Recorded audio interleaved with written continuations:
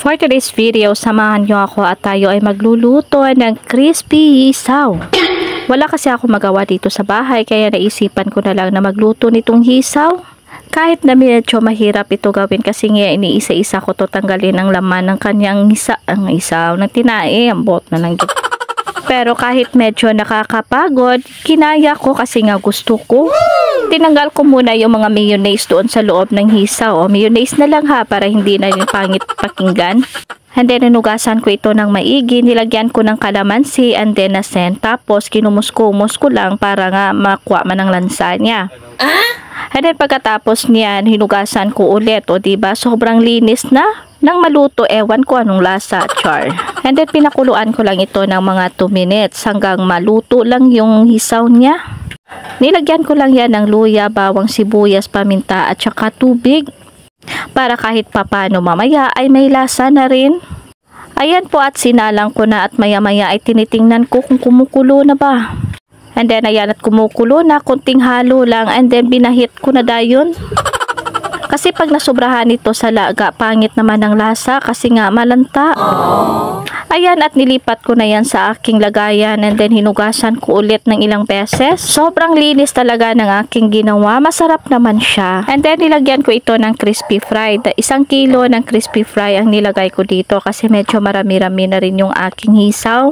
Crispy fry ang nilagay ko dito para mas lalo dadagdag yung lasa niya. And then nilagyan ko rin ito ng konting harina. And then pagkatapos niya nilagyan ko rin ito ng pepper. And then konting asin para sa may lasa na rin yung aking hisaw mamaya. And then nilagay ko na yung aking hisaw dito. And then i-mix ko na lang ng very light lang. Sana all very light. Sinisiguro ko muna na lahat ng mga hisaw ko ay makukot ng aking mixture na ito. And then pagkatapos niya, nagpainit ako nitong mantika. 1 boteng mantika yung nilagay ko dyan kasi para gusto ko naka-deep fry siya. Bumili lang ako ng mantika na para pang fry dito sa tindahan. Yung nasa supot-supot lang. Para mura naman kasi nga sobrang mahal na talaga ng mga bilihin ngayon. And then konting fry lang and then naging golden brown na siya. Ayan po, ayan at ready na yan at kakain na syempre ang inyong Mami Jen. And then bago yan, gumawa muna ako ng kanyang sausawan para lalong sasarap yung aking hisaw. Buti na lang at may mga tanim ako dito sa paligid ng aking bahay kaya hindi ko na kailangan bumili pa. Nilagyan ko lang yan ng siling labuyo para na rin kahit papano ay medyo may sipa ng anghang. And then nilagyan ko yan ng bawang para iwas high blood, char.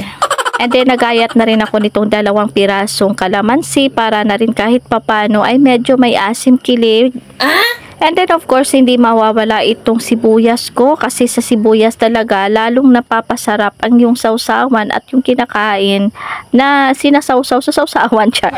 Ayan, bot na lang gina.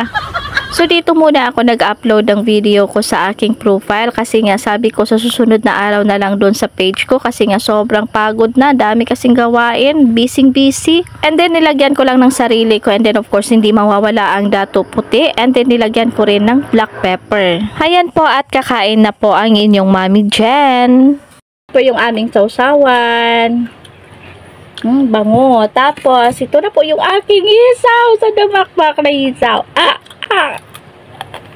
Diba? Laki, dami na po yung aking kanin. Syempre may kanin. Kain tayo. First bite. Syempre sausaw muna. Sausaw.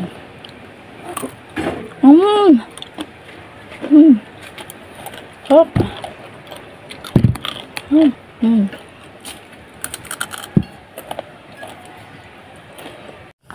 So habang nagvo-voice over ako dito, Diyos ko, takam na takam ako kasi nga sobrang crispy at saka malasa.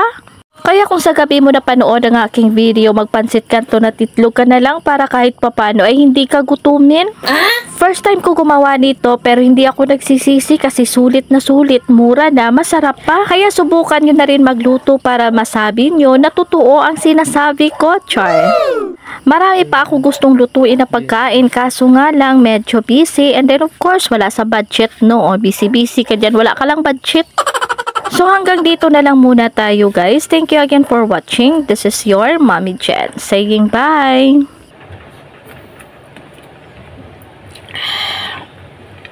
Perfect.